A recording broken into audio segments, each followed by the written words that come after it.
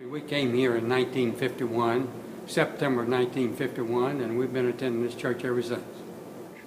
Well, I came to Gaffney as a second manager of Board of Public Works, and I think I'd been here just 2 or 3 days, and when the pastor and the superintendent of Sunday school called on me and enlisted my support, and they were in the process of putting together a training union organization and asked me to take over the training union.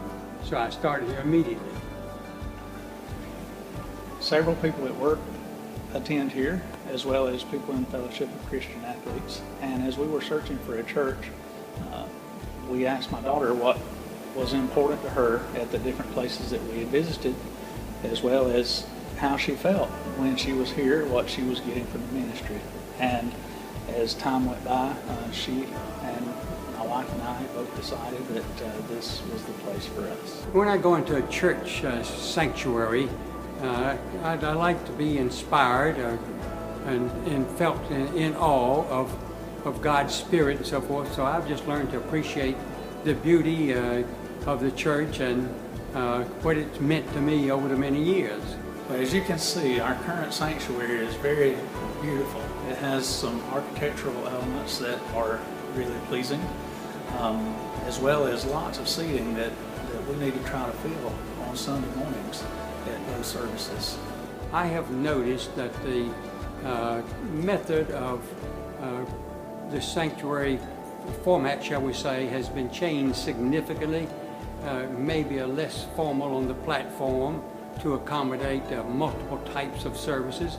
And so that's one thing I have noticed, and I think probably that would be the one thing that I would say needs to be done, shall we say, updated to the current ideas of how worship should be conducted within a sanctuary.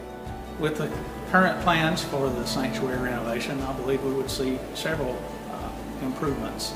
In the worship, we would have much less distraction with the contemporary items in the traditional service, as well as a shorter transition time between the two services, which would allow us more time to prepare the message and the music so that we'll be ready to worship when the time for service begins. I have been struck by the fact that in the Old Testament too, that God set forth a high standard. He wanted beauty tied in with worship, and so that's one thing that has continued to drive me in my thought process about the improvements we're talking about now, is to be sure that we have a place of beauty and inspiration when you do come into the church.